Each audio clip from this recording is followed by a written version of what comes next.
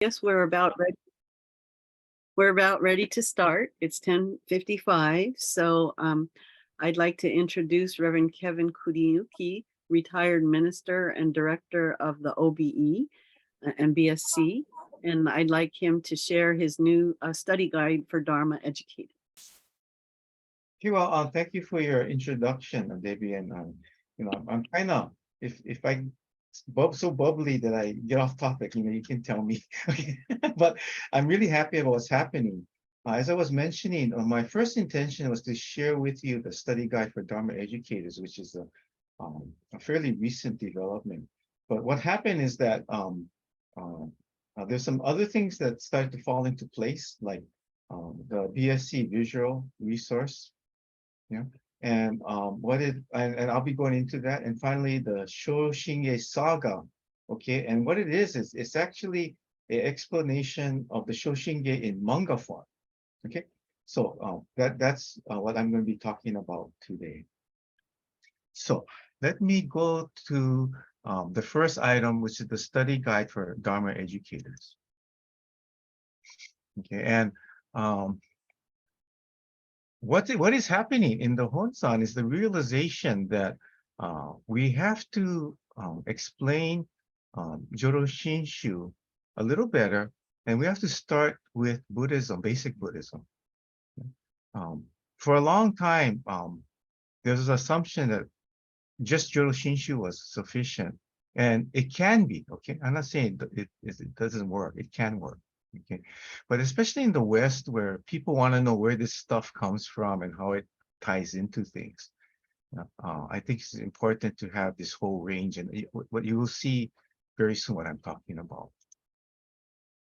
Okay, so in 2021, the Honzan, our mother temple, released 2 textbooks, and what it does is that it presents basic information for people who are aspiring to become ministers. Okay, and for those of you who are not familiar, there's 2 levels, 2 basic levels. If you see on the left-hand side of the screen, there is the Tokudo level, the initial level. Yeah, that's the purple book. And then there's the more advanced level, and it basically is a level that you are considered at a certain point where you can actively present Dharma and be responsible for temples, and that's called the Kyoshi. So let's go on. Okay, so in Kyohong-e, yeah, the textbook for Tokudo aspirants, yeah. But what we found as we went over the Japanese is that it's not only a good source for beginner and mid-level students. Yeah, and we're talking about a little bit more academic scholarly information, but not so scholarly that it's inaccessible, okay, guys? Yeah. So, for example, I wouldn't use this textbook, read out of this textbook for elementary school kids. However, the teachers that are teaching the elementary school kids, it would be really great if they had this background, so that when they formulate their lessons, they know what the priorities are and what the basic concepts are. Another wonderful thing is that within this textbook, it starts very clearly with what our educational priorities are, with the message of the Gomonshu when he first assumed his responsibilities as Gomonshu. And if you think about, in other religions like Catholicism, when there's a new pope, what happens? If the Pope has a message, everybody listens, yeah. But because I guess we're fairly democratic, and we are democratic, and we are very independent. I don't think any of us listen to the Gomonshu's message, but it has a lot of important things there, and especially we as Dharma educators, it does in fact give us our priorities, and I'll be showing you what it is. Okay, so this is the message that the Gomonshu delivered at that accession ceremony. Okay, so I'm not going to read the whole thing, but I'm going to highlight some things for you. Okay, so one of the things that comes up is, who are we talking about when we're talking about Buddha? Okay, And in his accession message, the very first paragraph, he refers to Buddha, okay, in kanji, which is normally Shakyamuni Buddha. Okay, so that's who he's talking about, just to make it clear. It doesn't come through in the English, that's why. Okay, so he goes back and he begins with the historic Buddha. And at the end of the paragraph, I think he says something very important. The teachings of the Buddha, Shakyamuni Buddha, is the wisdom that teaches us how we can live while dealing with the many anxieties and sufferings we may experience in life. Okay, so he's giving us a clue here. It's not that we are saved by Amida Buddha and we just sit around and wait to be born in the paradise. Sometimes that's almost a misunderstanding that arises. Yeah, he's saying that okay, the teachings of historic Buddha can help us deal with these things. Okay, so he goes on. Now he states what our core values and beliefs should be. Okay, again, I'm highlighting. So he talks about impermanence, right? Change, and dependent origination. So our teaching should always refer back to this. And I see it. You must see it too. When you hear the Dharma talks. Impermanence refers to the fact that everything changes moment by moment. On the other hand, dependent origination explains that all things and phenomena are interconnected with one another. Okay, by the way, when you see dependent origination, yeah, think about interdependence. Interdependence is not as profound as the concept of dependent origination, but it's the beginning. And we've talked a lot about interdependence. Okay, so I'm hoping you're seeing the priorities that are arising from his accession message. And I feel that's why they place it at the very beginning of the textbook. And then he talks about, he does a mixture. He talks about the self-awareness of Nimbutsu followers, yeah? And he also talks about the cause of our suffering. Okay, so let's begin. We are unaware of this reality, and thus we try to find some unchanging and fixed entity we call the self. This mindset is the basis for our egocentric way of thinking, in which we judge things whether they are beneficial to us or not, or whether we like something or not. This is a very key phrase. Okay, now we go back to basic Buddhism. In Buddhism, this self-oriented tendency is expressed as ignorance and blind passions. Now, another thing that comes through the textbook that we must clarify is that, for example, when I started to study Jodo Shinshu, it kind of was confusing. But what the heck is blind passions? Okay, here's a clarification. Blind passions equals the three poisons. When we talk about blind passions in our context, we're always talking about the three poisons, which are the very reason we are deprived of our liberty and bound to this world of suffering. And here we go. Ignorance and blind passions are represented as greed, anger, foolishness, also known as the three poisons. So that tells me, we should heighten everybody's awareness of what the three poisons are and how it messes up our life. Okay, and in this paragraph, he goes into Amida Buddha, Jodo Shinshu. Amida Buddha is the Buddha who not only wishes for, but is actually working in accordance with the wish to save and guide to supreme enlightenment all beings who are in the midst of constant worries and distress.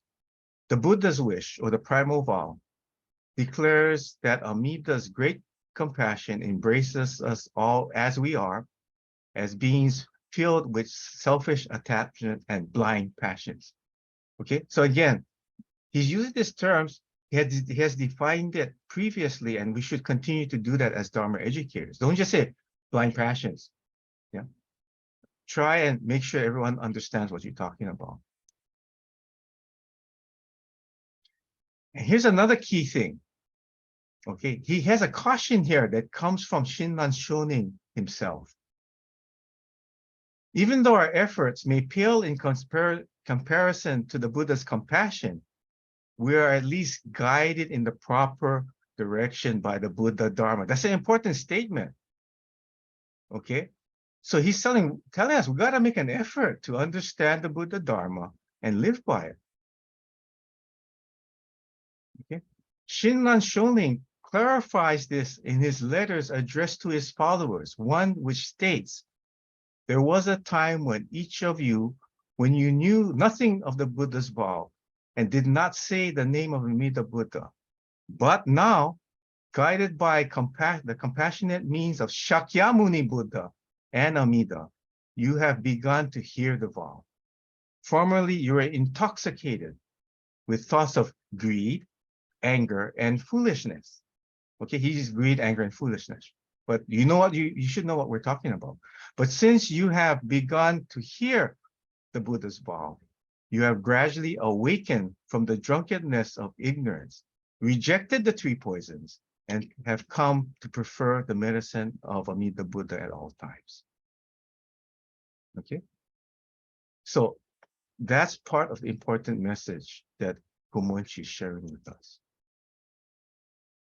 And now he expands our view. He said, in today's world, there is an endless list of difficult global issues that are directly related to the existence of humanity, such as terrorist attacks, armed conflicts, widening economic gap, global warming, mishandling of nuclear waste, and violation of human rights through discrimination.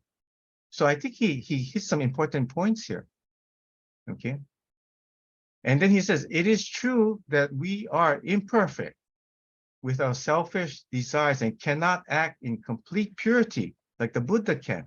However, by trying to live according to the Buddha Dharma, again, trying to live according to the Buddha Dharma, let us make a conscious effort to consider other people's joy as our own, as well as other people's suffering as our own. Okay, so I think for those of you guys are concerned about being socially aware, engage Dharma and things like that, he's telling us, go ahead and do it. That's part of what we do. Okay. And finally, I will endeavor to share Amida Buddha's wisdom and compassion through simple and clear language with as many people as possible, regardless of nationality and ethnic background. Although he says, I'm going to do it, to me, I hear a little implication that I'm going to do it and please, can you help me? Okay. So let's try and use simple and clear language, and let's try and share Amida Buddha's wisdom and compassion with as many people as possible. Okay, so to me, our priorities have been communicated with us in his accession message. Yeah, and there's a little bit more that you can find in terms of a clarification in the guide for Dharma educators. But let's go on. Okay, so within the book then, you know how people say, well, we don't know what we have to teach. I hear that a lot, okay? It states in Japanese, actually, the original Japanese, the teachings of Joro Shinshu, Joro Shinshu no Oshie. And it gives us 12 points that should be understood by us and what we should be teaching. Okay? And I'm going to go quickly to it. I don't want to trap you guys here. Eightfold Path, Dependent Origination, Surprise, Basic Buddhism. Three Poisons, Four Noble Truths, The Marks of Buddhism, No Self and Emptiness, Wisdom and Compassion. And there's this gradual transition. It goes from basic Buddhism to Mahayana Buddhism to Pure Land Buddhism. And from item 7, Amida Tathagata, Pure Land, Primal Vow, Other Power, Four Sufferings and the Evildoer, Shinjin and Nembutsu, Jinen. Okay, so it lists it. So these are the things we need to understand. These are things we need to be teaching.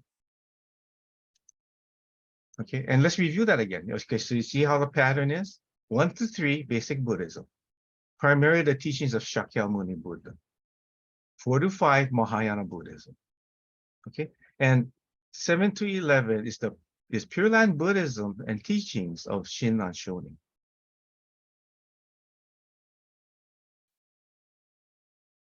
Right now, with the help of one of our very valuable ministers, the Reverend Mijima, the Juro Shinshu International Center and Honzan in the process of translating all these textbooks into English. Fortunately, we've had a preview. I don't read a preview. We actually have the rough information. So what I have done is I have worked with Reverend Majima. And by the way, the interpretation is purely mine, so I have to take responsibility for the interpretations and the guidance. But the general translations, are a combination of many people in the Hawaii Kyoto, many ministers in Hawaii Kyoto. So I have to recognize that. So they're in the process of translating it. So we are waiting for that, but you can use the guide, as a beginning for you. But always remember that ultimately, when the actual official translation comes out, you still can use the guide because there's some stuff that has to be worked too. It's a combination of problem of language and culture sometimes. But ultimately, for final reference, you should refer to the official translation. Okay, so I'm going to go on, and then we're going to go through the guide in a little bit more detail. But I just wanted to touch on some really neat things that are happening. Okay, now the BSc Visual Resources, it's actually the BSc Library Visual Resources, is something that is a little bit of my doing. Okay, what I discovered within the library is that there's a whole bunch of books with some really neat graphics in it. So let me show you. The Buddhist Study Center has these books, and because they're very, very old out-of-print books, the copyrights have expired. So basically, in general, we can use these images. For example, there's a wonderful illustration on a book, that covers the life of the Buddha. And it's the depiction of the Buddha with the wild elephant. It's one of the tales that are told. There's another really telling graphic of Shakyamuni fasting before realizing the middle path. It's very effective to show and to tell the story. Finally, there are maps. And here's one you might find interesting. If you notice all the colored areas, and this is in the 19th century, this was considered where Buddhism has the strongest influence at that time.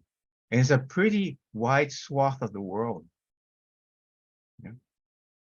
And these maps can be modified to a certain extent, and you can use it to demonstrate the path of the Buddha and things like that. Let me go on. So there's other resources to give variety, other depictions of the Buddha. For example, the one on the left is the one that has more of a combination of Indian and Greek influence. The graphic on the right is one of the stupas. They refer to as a tope. The stupas where the remains of the Buddha is housed in India. It's still there. It's in Sanchi.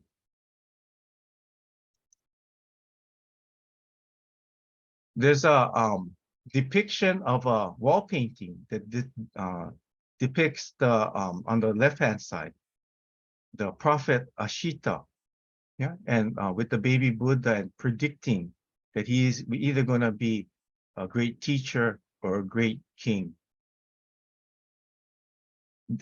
The one on the right is, again, a nice graphical image that you can use. It's more about Mahayana Buddhism, where the Buddha is preaching to the Nagas. Those are dragon-like beings.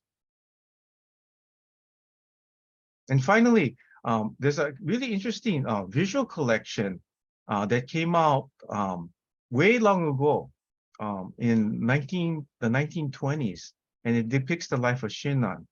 Yeah, this visual is Shinran's ordination. This other one is a depiction of Shinran in the midst of hard study and practice on snowy Mount Hiei.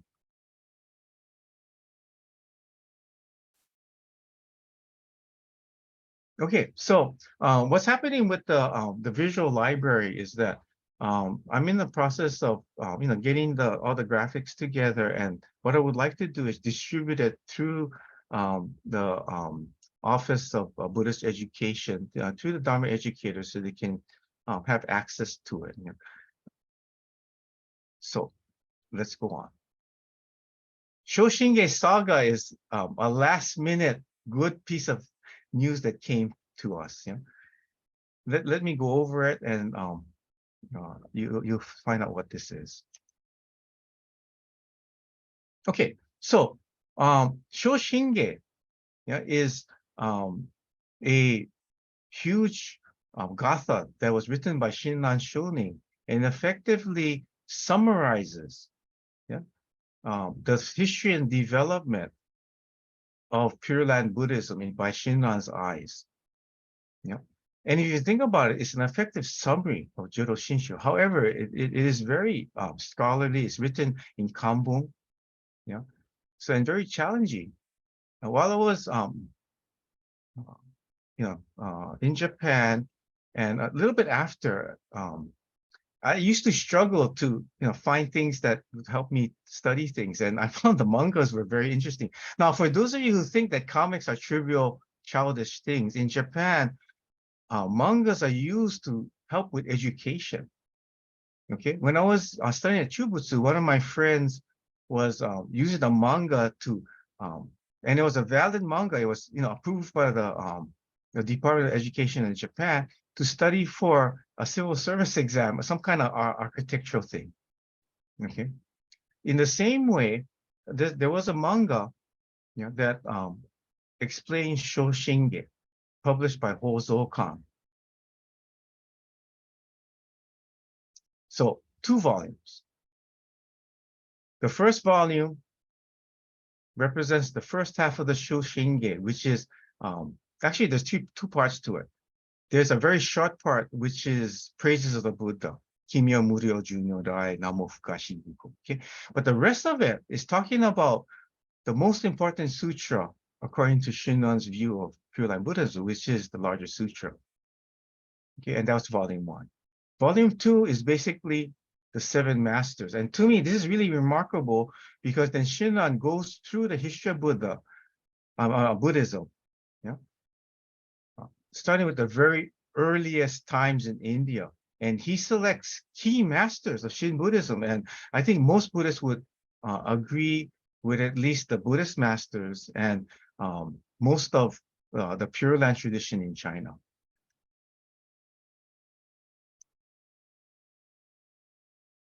Okay, so this represents the translation.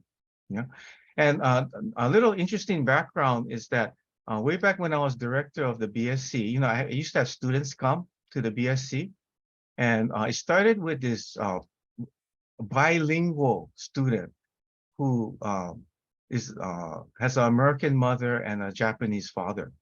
He was studying marine biology, and he agreed to help me with this, and he helped with the translation, of the manga. And then he left, and I'm happy to say he's now a marine biologist. So the responsibility then, this is someone that you all may know, Carrie Wong. She has gone on in her career, but at one time she was the assistant to the director, and she had continued to help me with the translation. Another thing to know about this manga, is that its contents were reviewed by the late Kangaku Jisuen Kakehashi.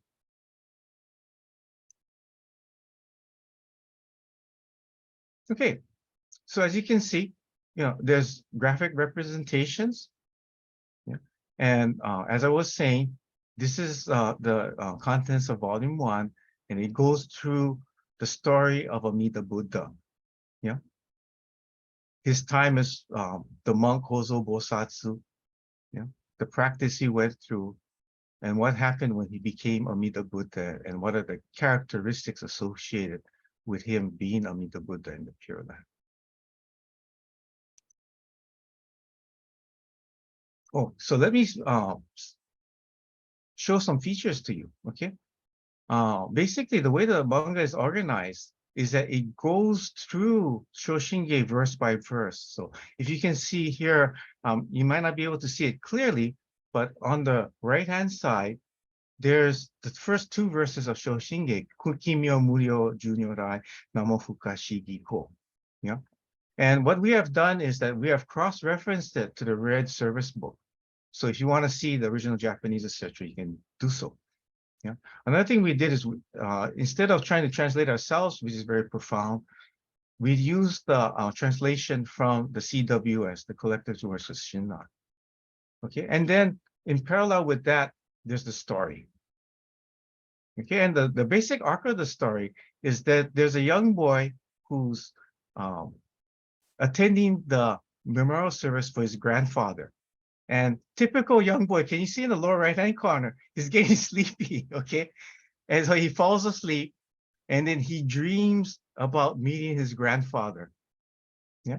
And the grandfather proceeds to explain Shoshinge by transporting both of them to an amusement called Shoshinge World, okay? And I'm just summarizing for you on this, just to give you an idea what's about.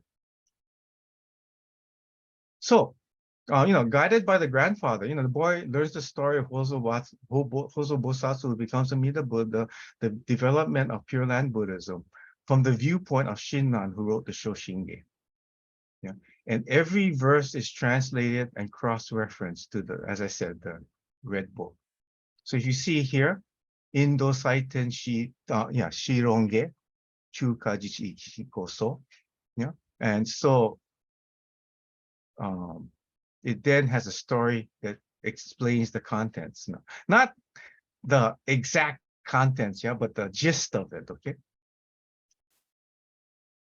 So volume 2, again, as I had said before, and just to re-amplify, it traces the remainder of the Shoshinge, retraces where Shinran goes through the development of Pure Land Buddhism through the 7 masters, yeah, going from India, then China and Japan, and of course, in Japan, ending with his teacher Honen. Yeah. And each master has a contribution that's made, yeah, and it follows the traditional analysis of the Nishi Honganji, but in accessible terms. Okay, so I've taken the time to present the 3 things I'm really happy about.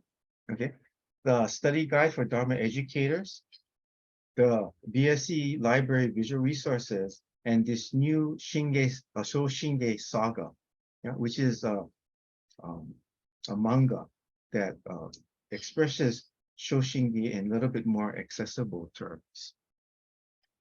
Okay, so I'm gonna, so at this point, maybe we can take a pause. I'm going to close the screen.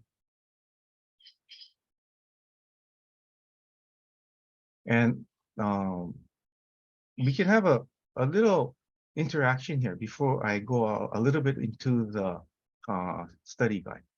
So anybody has any questions?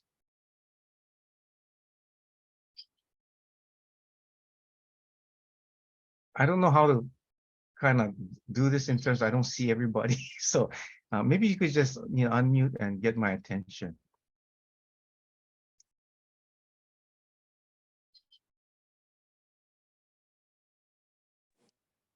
Is everybody okay? I mean, hello, Reverend. Hello, Reverend yes. Kuniyuki. This is Penny Atchison. I don't know. I was just curious, how do we get a copy, or can we order well, for me personally, the English version of that manga? And how do we do that? So anyway, thanks for sharing. Yeah, and I wasn't clear about it, so thank you for asking the question. So we are in the process of finalizing everything with Hozo-kan. Yeah. And if I'm not mistaken, we may have to send a final copy of what we did to them for approval. And once we get that, I've been talking to the bishop about how we distribute it. Now, one of the limitations is that we don't sell it, which is fantastic. You don't have to pay for it. Now, the other limitation, though, is that this stays within Hawaii Kyodan. Yeah, because it's really for our use. They are authorized it for our use. Yeah, and I think it was the Jodo Shinshin International Center. Yeah. The other thing we have to be also careful about is please don't cut and paste the graphics. You know, you can use the things as is. Yeah. And then what we would like to do is, you know, when it becomes available, you know, kind of introduce it to you, because it is accessible, but there's some things that can be understood better in terms of how it's presented. It follows the traditional Nishihonganji analysis, and that can get heavy sometimes. Yeah, it's hidden in the story though. Okay, so but if you as a Dharma educator don't understand the structure, you may not be able to get the most out of it, and also you may not be able to use it as an aid as effectively. So that's why we would like to present us, and explain it to you. Now, final caution on this is that the interpretation, I have to take responsibility for it. Okay, so it's okay, especially the ministers, if you have your own take on it and you can do it your way. You don't have to follow necessarily my interpretation. And you can say, well, okay, I know Reverend Kuniyuki did this, so I don't quite agree with him. So this is what my take on it. That's fine. Okay. Because one of the principles of Buddhism is that everyone is an individual because of dependent origination, different causes and conditions, right? So we're going to see things differently and understand things differently. So for a important concept, there may be a different take on it. And that's maybe why there's different sects of Buddhism. Okay. And that's okay. That's okay. In a hierarchical system, though, sometimes, the dominant voice says, oh, it has to be the way I say it. Okay. But we're not in a strictly hierarchical system in America.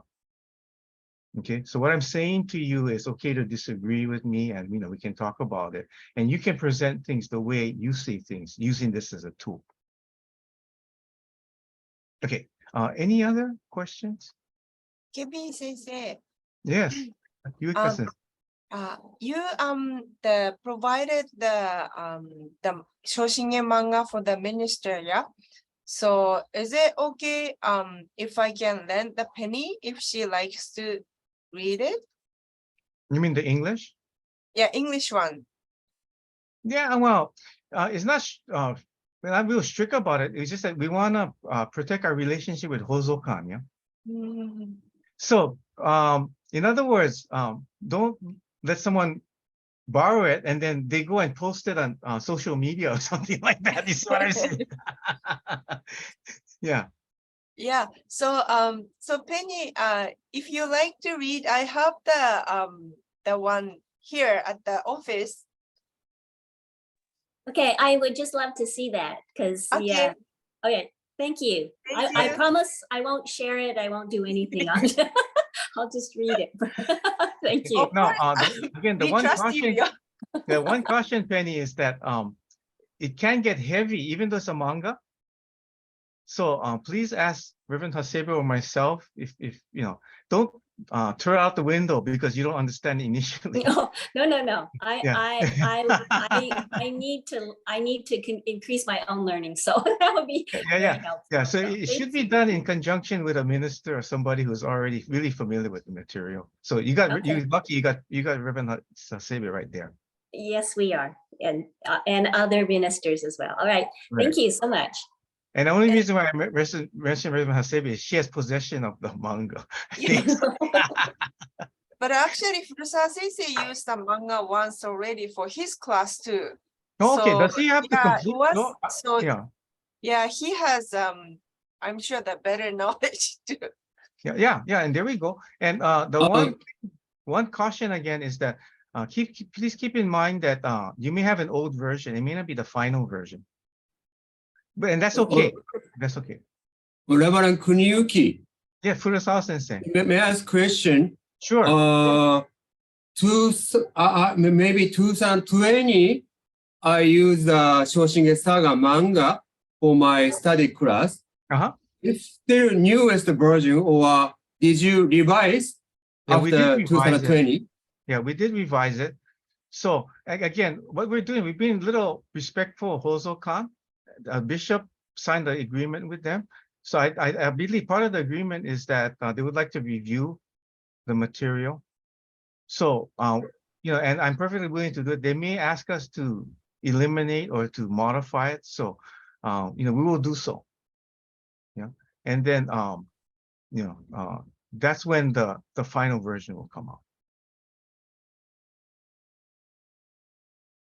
Any Okay, other? thank you. Yeah, thank you. Any other questions? Reverend, my son, my grown son, who is in Washington, D.C., is in a study group, and he berates me for not having made any reference when I was a Dharma school teacher to the paramitas, how important it is, and I don't even see it on the list. And so, why? Why? No, actually, paramitas is part of the larger picture. This is the big view. Okay, so just to be clear, we're going back to the study guide. Okay. So try and let's see. Let me look at the study guide. What happens is that when this is just the overview now, when you start going to the details, okay, that's when 6 parameters start to be covered. And it can give you an idea that sometimes people might overemphasize, not that the 6 parameters are unimportant, it is important, yeah. But there should be other things that should be emphasized if you know how the philosophy arises. Yeah. So if those of you who have the study guide, you know, I'm not sure. Okay, on page 23, it's a component. Yeah. Okay. It's a component of that. But the thing is, yeah, Diane, is that the mistake we made is that we didn't understand the big picture first. So we started to do all you see what I'm trying to tell you? I know. 6 parameters exist in context. Okay, and one of the things I'd like you folks to kind of think in your mind is that, and I'm going to propose this to you, maybe some people might not like it, but this is my point of view. Buddhism in all its forms is not fully expressed by Shakyamuni Buddha. He was the beginning. He was the beginning. Yeah, and he said, of course, some very important things. But what happens is that, see, one of Buddha's strengths is that as it enters different cultures and different countries, yeah, it adjusts itself and is actually transformed. And in many cases, in my opinion, it becomes more profound as it moves. Yeah. So after the death of Shakyamuni Buddha, Mahayana Buddhism arises, Theravada Buddhism arises. In my view, one isn't better than another, just different. You know, more appropriate to certain personalities, certain countries. Okay. When it entered China, it evolved again. Yeah. And so what happens is everybody adds it, and it's reflected in the 7 masters. Indian masters, right? Yeah, and my mind goes off here. My mathematics might be off, but I think there are 3 Chinese masters and 2 Japanese masters.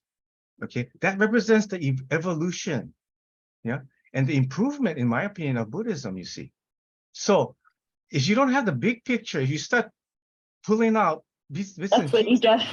yeah, you see what I'm saying? He's been berating me for not talking about it, and I'm going, Well, no, it is important. It is important, but there is a big picture. Wow, we were talking to kids. But you know how us well, actually, I'm not a young person anymore. You know how young people tend to do it? They latch onto the concept, and now they know everything, right? So yeah. So I'm smarter than grandma, and how come she's not?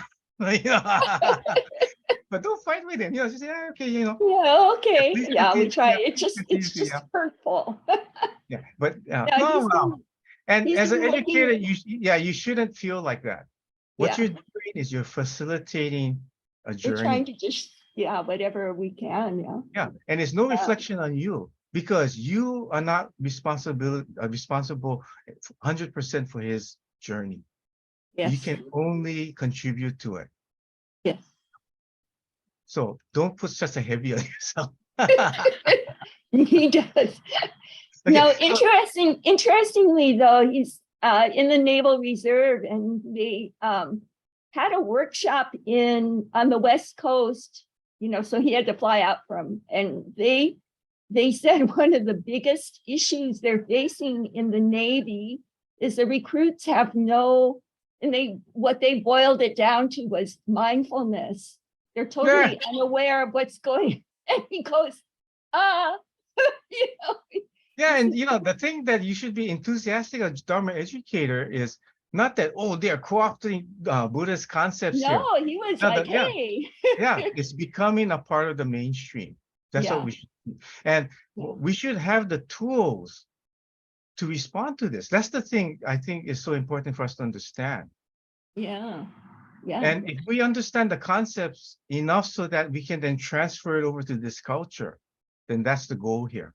Because in the Gomonshu's message, that's what he's asking us to do. He said, well, he's saying he's doing it, yeah, but I think he's kind of hoping that you we'll will take the follow ball his too. lead. Yeah. Yeah, Okay, so this is a good segue.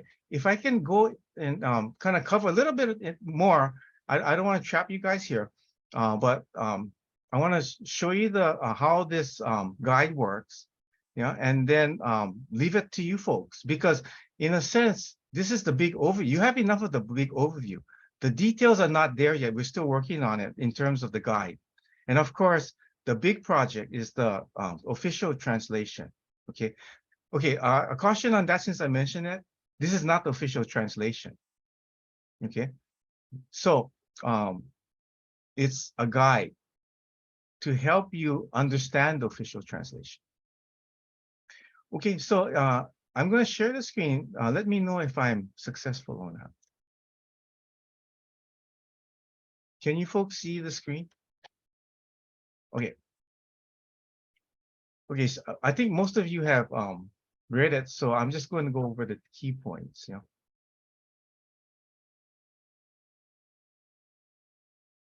Okay, so again,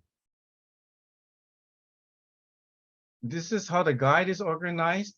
It doesn't go through the entire text. For example, we don't go through the rituals and traditions of the Honganji because it's more effective if done by your ministers with you, if you are a Tokudo candidate.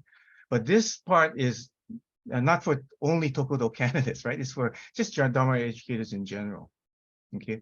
So where the emphasis is there are parts of the textbook and it's going in order, yeah? So again, important, please read the Gomonshu's message again and again so you can understand what our priorities are. Another interesting thing that arises is that, you know how he came up with our pledge?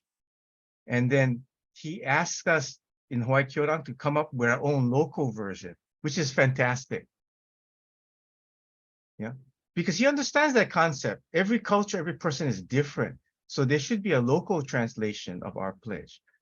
And the one thing that I hope you will notice when you compare our pledge with his message, it follows the pattern. Okay. And I point that out, in the guide. So then it gives you, again, an overview of Joro Shinshu, which are those 11 points. Yeah. And then it goes into the details.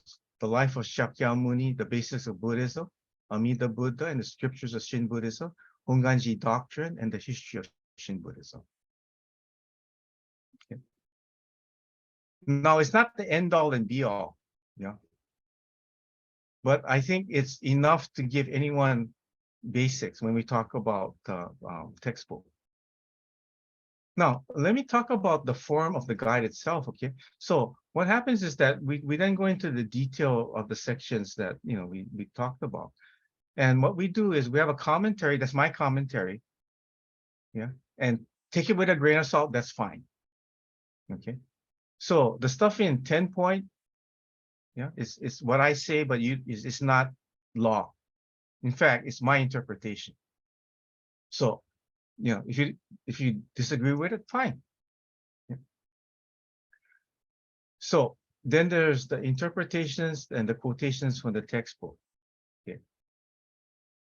It's modified a little bit to make the language a little bit more accessible, but not a whole lot. Now, another thing is that since this is still in review and for the final version, it may not be the same. So if you want to know what the official translation is, when that comes out, refer to it.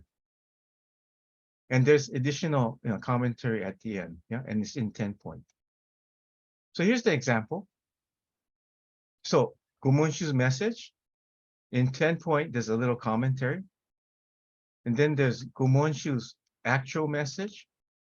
And this is official, by the way. It came out of International Center. And then there's some commentary and what I feel clarifications of how to read his message to us and where the Dharma education priorities arise. So I'm going to a little fast because again I wanted to cover some material. You can call me out and ask me a question. That's not a problem at all. And like I said, I find it remarkable that the pledge, which he wrote originally in Japanese, covers key concepts that comes out from his accession message. So I'll leave that to you. Okay, and then here again, the teachings of Jodo Shinshu does not only start with the Pure Land Buddhism. It starts with basic Buddhism. It's clearly stated now.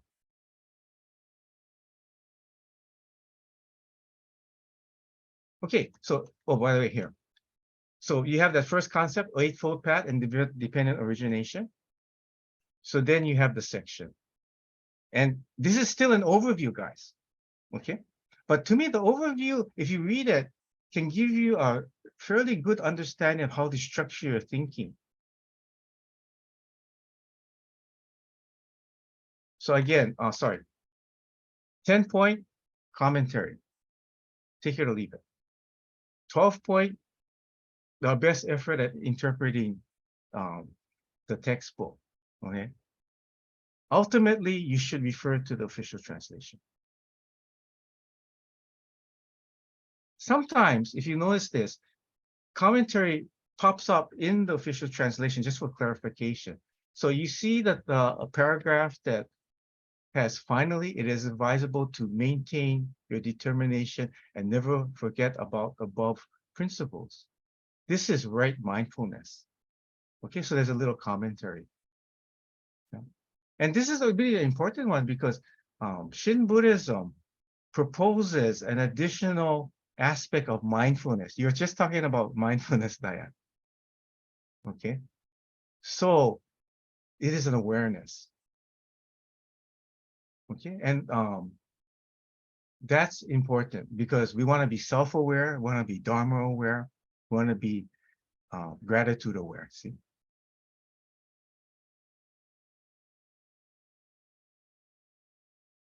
And 3 poisons. Yeah. Now again, when you see blind passions equal 3 poisons. Sometimes that gets confusing. Yeah, technical term, but you know about greed, anger, and ignorance, right? So then it makes sense. And here's the thing, okay?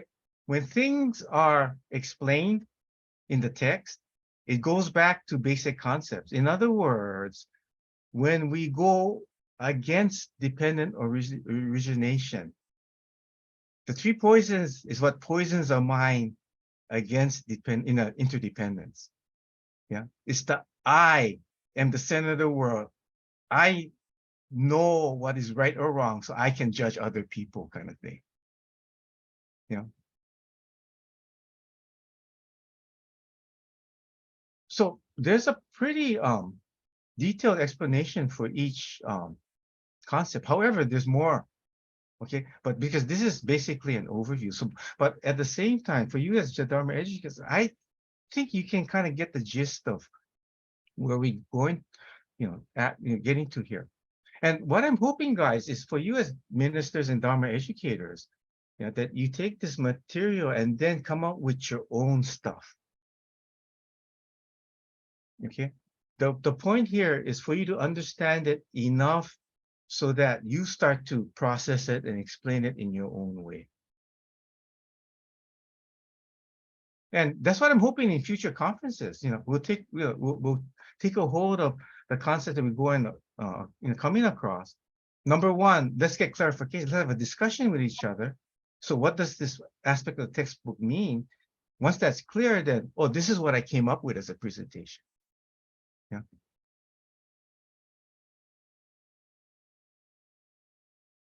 So let me go forward then. Again, I don't want to hold people up, and I want to open it up for more question and answer. So these going through more explanation of the 11 major points, and then the actual detail, the detailed information. Yeah. So this represents the remaining content of the Dharma part of not the traditions, not the traditions, which was the Honganji, but the Dharma section and the doctrinal section. So as you can see, there's much more detail in each section.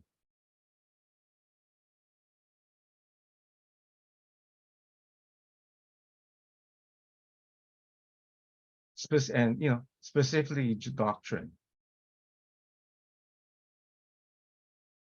Now, at a certain point, from page 60, it can get pretty complicated and dicey. Okay, and that's where you really need to have really good dialogue with your ministers.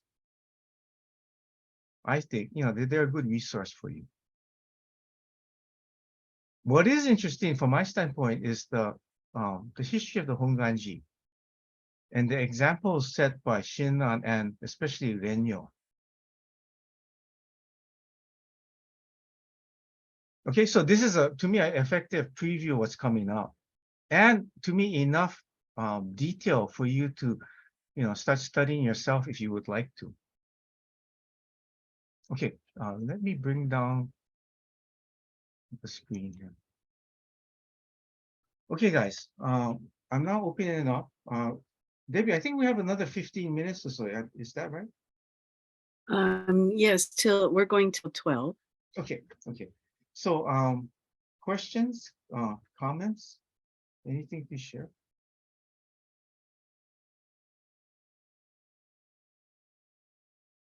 Oh, by the way, ministers, the ones that have access to the original language, go ahead and, well, I might get in trouble for this, but I really like Kyohon A, the Tokudo section, because it's pretty well written, even for someone who's jumped in Japanese like me. Yeah. And by the way, I don't speak and listen to Japanese very well. My skills are in reading only, so I'm very limited. Yeah, and I think it's a good source. The folks that have access to the Japanese. Yeah. Kyohon B is lacking, and the reason why I say it's lacking, it gives memorize the kanji is good enough kind of approach, and that can be pretty frustrating. Yeah, there's not as much. So what does this phrase mean? There's not enough of that. There's an attempt at it, but to me it's lacking. So I'm hoping that they improve Kyohon B. So, but Kyohon A is being worked on, of course, and I think it's key. And you ministers that speak in Japanese, please look to the original language. You have to access that. Okay. Reverend Kevin, this is Alan. Okay, Alan. I really appreciate all the effort that you're doing. Have the ministers kind of come together in terms of, jointly going through your document or the document? Well, I think that maybe the question might be slightly premature because we're just revealing it now, as is a usable work. This version, which is, like I said, an overview, has been submitted to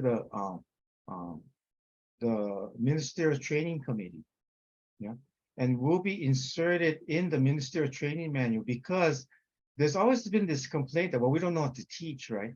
So here it is, guys. This is what you teach, and more detail can be found in either the original Japanese or the English version that is to be coming on. So I'm hoping there will be discussion. I'm pretty confident there will. Reverend Kevin, thank you very much for everything you're doing on this project. Since you did attend the seminary in Japan, I'm wondering if you have any comments on the differences in educational methodologies and modalities used in Japan. So in other words, the Kyohon, quite literally, here's all the questions, memorize the answers. That's how Japanese tests work. So if you memorize everything that's in there, you pass the test, you're good. You're familiar with that? Yeah, we were actually Chubutsu alumni, right?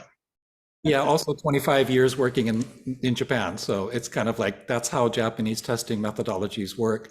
So the educational methodologies are about memorization, and you get tested, and then okay, you're done. From our perspective of teaching to people who are not in, that culture, in that context, do we believe that, so we're asserting that Shoshinge is the teaching methodology we should use, that we should take people through Tokudo and Kyoshi level stuff. It's great that we have access to the materials now. But as this is the educators group, so I'm curious as to how the other educators feel, because I have no educator background. In terms of teaching, should we begin with Shoshinge, so with Shakyamuni Buddha, Vasubandhu, and keep going forward? Or do we jump straight to what Shinran taught? Or do we share our own personal experience of transformation and faith? So anyway, I don't know. I just out of curiosity, asking the educators, in this room, do they feel that starting from zero and going to Shoshinge is the best way to do it? My experience is, as far as I know, nobody's teaching Shoshinge classes right now. Okay, can I respond a little bit and then we Yeah, walk in? please. Okay, very good question. Very good question. I won't, obviously, I'm not super compatible with the educational system in Japan. I don't like pure memorization. Yeah, but it does have its place. And to me, let's separate everything out. Yeah, the textbook has a slightly different approach because it goes beyond memorizing things. It does have that tone, yeah, but it rather than you memorizing the kanbun, for example, yeah, and having a really half-baked understanding of it, it actually goes through the meaning, right, and tries to explain a little bit more accessible Japanese, which I appreciate. Okay, so you don't start with Shoshinge. It just so happens that the manga, the authorization came out at the same time. So let's not misunderstand me, okay? Don't start with Shoshinge. However, start with the textbook, yeah, and with your understanding. And regarding your question as which comes first, there isn't really anything that comes first. For example, what I'm saying is that in weekly services, it's so effective to share your take on it in accessible language, in stories that people can understand. You don't have to make it a Dharma lesson, okay? And from what I see, Reverend Kerr, you're very effective at that and doing Dharma lessons too. So please continue on with your good work, okay? Yeah. So you do a combination of that. But if you choose to, like right now, I'm teaching and actually an overview class on basic Buddhism to Shin Buddhism. Then you go through the process, and there is a process. I don't do the 7 masters though, okay? Because what I'm trying to do is go over key concepts, yeah, core concepts, and then tying it into everyday life and make it fall together, okay? So that's why it's so important for ministers and Dharma educators to have a working knowledge of what's in the textbook. Don't teach from the textbook, okay? But for everyone who wants to teach, aspects of Buddhism, Shin Buddhism, it would be very useful to understand, the concepts that are in the textbook, and to then digest it and translate it in your way. Okay, there would be a methodology for a complete course. Okay, don't get me wrong. Yeah. At the same time, though, there are very relevant things that appear in Buddhist and Shin Buddhist concepts that is self-contained and can be presented in a separate presentation. Okay, what we're presenting here are all the parts that a Dharma educator or minister can use, to develop. Now, what I did share about Shoshinge is that it's a good academic presentation of it, a good summary, because you think about it, the purpose of Kyogyo Shinsho is to defend the teachings of Honen Shonin and to show that Pure Land Buddhism is not an aberration, because that's what's coming out from opposing sects. Yeah, but it indeed is valid Mahayana Buddhism. Okay, but with that goal in mind, you can see where it would be very inaccessible for somebody that just wants to live their lives. So please don't do that, okay? But you can use aspects of it though, yeah. And the other thing that's really wonderful for especially ministers is that the Shoshinge can become a framework for you to, understand your own take on Shin Buddhism. That's what I have found. Okay, with that said though, another thing that Reverend Kerry said is that the perspective of other Dharma educators.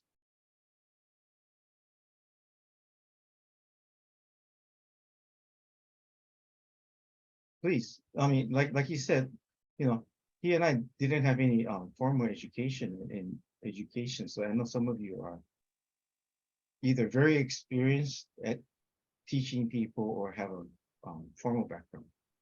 Go ahead. Hi, this is Reverend Kuniyuki. This is Gay. So is the thought that we would, as teachers, go through like all the 11 points in a year, like teach a little bit of this, a little bit of that for all, like maybe one, to teach all the 11 points in a year of Dharma school? Okay, here's the thing is that, see, here's one of the difficulties. That's a very good question too. Yeah. I think within the Nishi Honganji, we're at a point at which we finally realize that there needs to be a structured understanding of our religion. Yeah. Not Nembutsu as magic. Okay. There's a to me an important political philosopher, yeah, Vlad Vexler, yeah, and he states a danger, okay, in people trying to understand the world or reality, okay. If you are unable to explain something using the principles of cause and effect, using a logical sequence to things, and by the way, that to me, that's how Shakyamuni did things, okay, yeah, then you risk going into the realm of magical thinking. Now, not necessarily that, religious realization is not valid, yeah, but in the process of understanding the philosophy of Buddhism, yeah, there should be some logical thinking involved,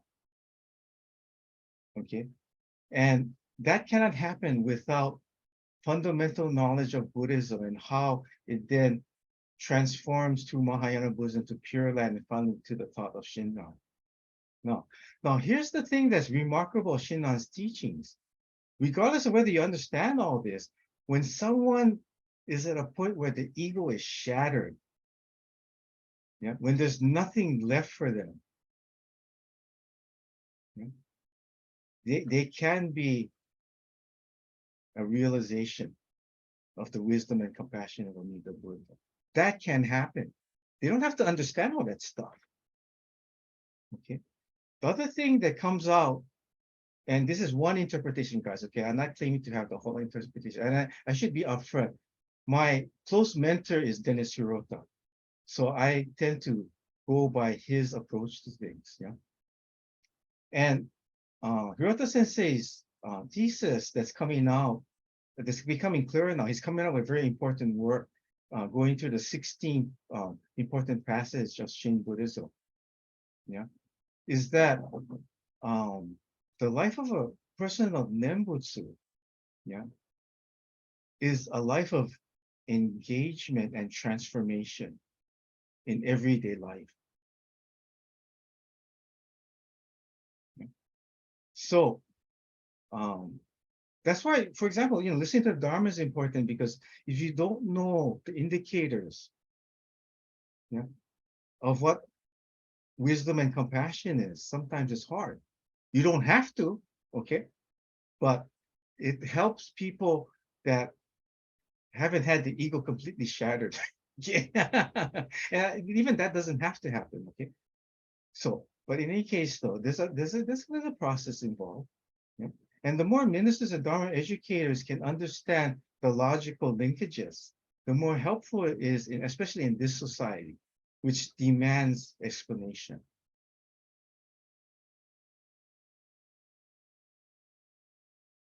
Please, I'm pausing because I'm opening it up for your folks' questions.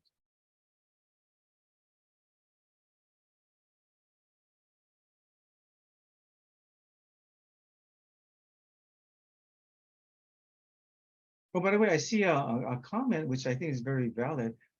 Someone did buy a collected works of Shinran, because your Christian friends always go into the Bible. Okay.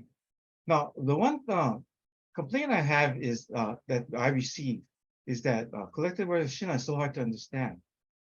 What my response to you is that have you tried to read the New and Old Testament of the Bible? I mean, I know it's in English and stuff, yeah.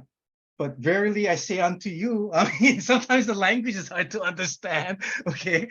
And so what happens? You have Bible study class, and maybe we haven't done a lot of that. And maybe the reason why we haven't done is that let's be honest about it. We don't have a logical way of explaining things, because one of the things, the big advantage Christians have is they do have, according to their logic, sequence of logic, a logical way of presenting what's in the Bible. I'm not saying wrong or bad, okay? I'm just saying that there is a logical sequence that they follow that's appropriate to their form of Christianity. And we're just finding it now. Okay? And that's where you folks are important. We need to find our language, the ministers and the lay people.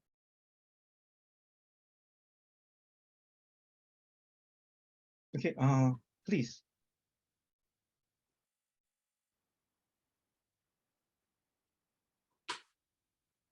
I feel like a lot of the purpose, correct, is so that to give the kids tools so they can formulate their own definition of what the teachings are as it relates to them. Yes, I agree.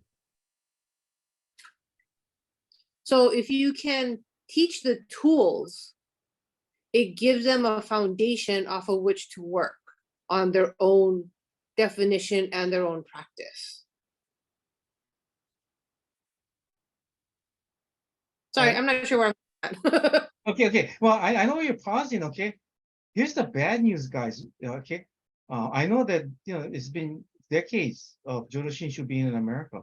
However, to me, we're at a very important juncture here, where we're finally getting some clarity on what the tool should be.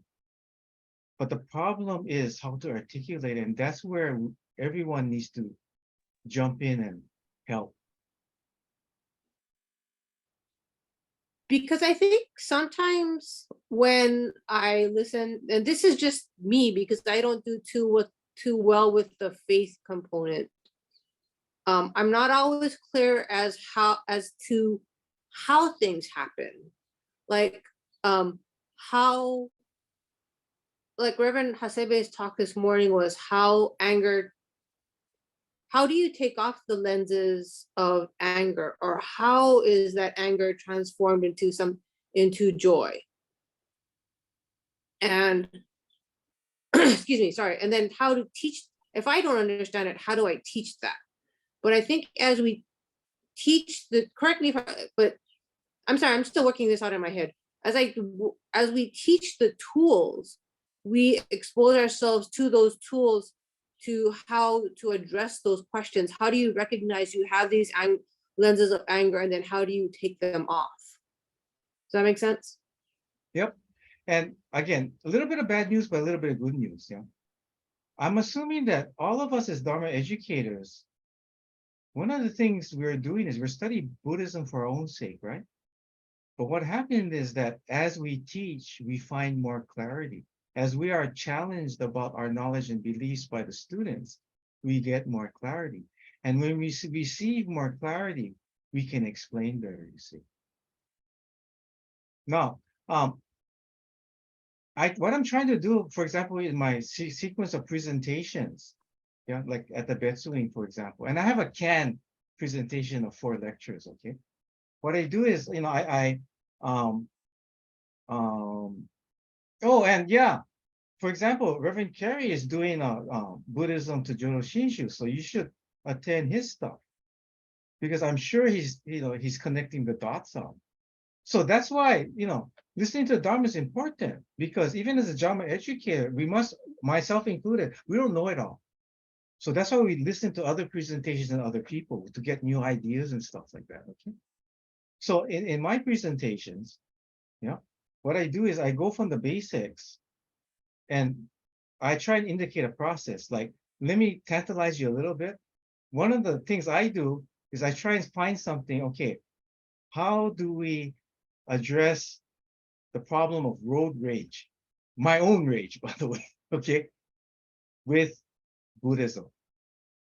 And I do it in context of the Four Noble Truths, the Eightfold Path, and a little bit of Mahayana Buddhism, because, and I'll give you a little bit of examples. See, the way I think unbuddhistically, you know, when I just jump in a car is, I don't want to be inconvenienced. I want to get to my destinations, you know, as fast as possible. And these jackasses shouldn't be violating the law and, you know, doing stuff in front of me.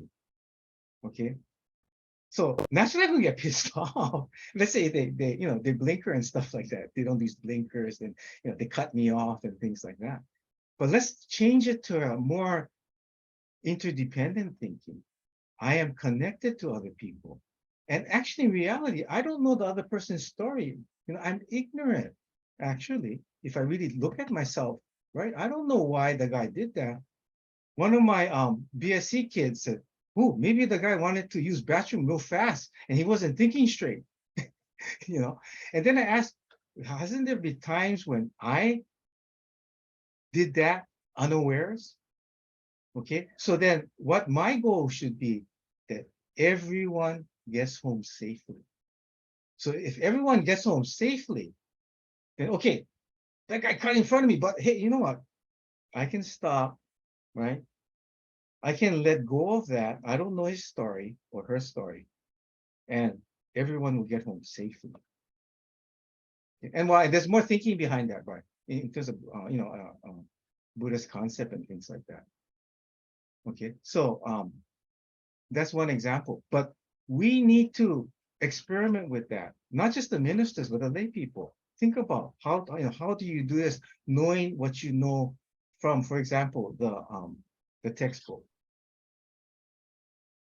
I'm beginning to do that. You know, I've distilled down in my mind what our beliefs and values should be as Shin Buddhists, and I present it in this presentation. So thank you, Reverend Kevin. Well, we ran out of time, right? Yeah, I'm sorry to cut you short, but we've No. already been, we're about 10 minutes over time. I want to be sorry, guys. respectful of everyone's time. No, you're fine. So thank you so much for the wonderful resources you shared. I know that was just a brief introduction So it's great that you're doing your sessions at the Betsuin, and thank you, Acting Rimban Hasebe, for sharing that information, and Reverend Carey's session on Maui. So it's great that you're sharing the Dharma in that way. So I'd like to wrap up and thank everyone for joining us today. And really, this was a very productive session to learn about the new Dharma Educator's Guide and the Shoshinge Saga. And I want to thank all of you that have submitted some resources to share for the Dharma educators. And if you don't mind, since we didn't have time to share that in today's session, I'll try to put together some information that you shared into an email and send it to the people that participated in this section. So thank you all for your attendance and your time today. And remember to share your joy with others and sharing it together throughout the year. So thank you. I'm going to have Reverend Hojo lead us in Nembutsu to close. Thank you. Thank you. So before we conclude, I'd like to recognize Mrs. Debbie Kubota, who is the chairperson of this wonderful gathering. Thank you very much for coordinating Thank State you so Dharma much. School Gathering. Thank you. So please put your hands together in Gassho. Let us recite Onenbutsu. Namo Amida Butsu. Namo Amida Butsu. Namo Amida Butsu. Namanda Butsu. Namanda Butsu.